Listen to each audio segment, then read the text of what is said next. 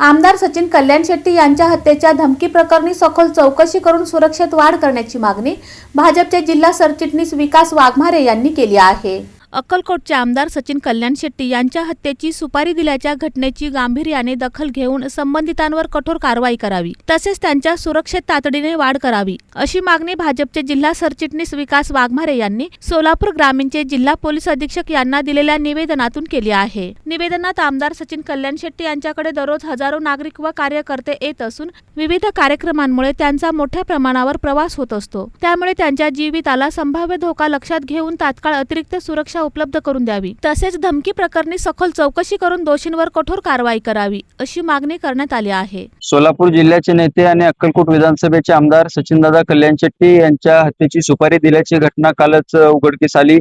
खरं तर लोकप्रतिनिधी म्हणून आज सचिनदादा कल्याण शेट्टी संबंधित जिल्ह्यात प्रचंड मोठ्या प्रमाणामध्ये काम करतायत आणि अशा लोकप्रतिनिधीला हत्येची सुपारी देण्याची घटना अत्यंत दुर्दैवी आणि धक्कादायक आहे। कालच त्या आरोपींवरती गुन्हा दाखल झाला, त्यांना अटक झाली। मात्र आमची मागणी आज SP साहेबांकडे अशी केली की सचिनदादा यांच्या सुरक्षेत वाढ करण्यात यावी, कारण लोकप्रतिनिधी म्हणून सचिनदादा काम करत असताना अशा पद्धतीच्या धमक्या येणं आणि हत्येची सुपारी देण्याची घटना अत्यंत गंभीर आहे। आणि अशा पद्धतीचा फक्त सुपारी देण्याचा विषय नाही, तर त्याच्या पाठीमागं एक शक्ती काम करत असल्याचा दाट संशय आम्हाला आहे आणि पोलीस प्रशासनावरती विश्वास आहे की सचिनदादांना त्यांनी सुरक्षा वाढवून देण्यात यावी, कारण सार्वजनिक जीवनामध्ये काम करत असताना आज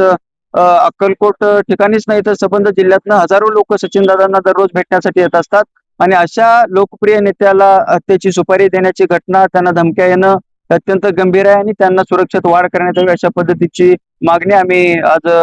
SP साहेबांकडे केलेली आहे। यावेळी भाजप ओबीसी मोर्चाचे जिल्हाध्यक्ष विनायक सुतार, भाजप उत्तर सोलापूर मंडलाध्यक्ष संभाजी दडे, भारतीय जनता युवा मोर्चाचे माजी जिल्हाध्यक्ष सुदर्शन यादव आणि भाजप उत्तर सोलापूर तालुका उपाध्यक्ष अविनाश शिरसट उपस्थित होते।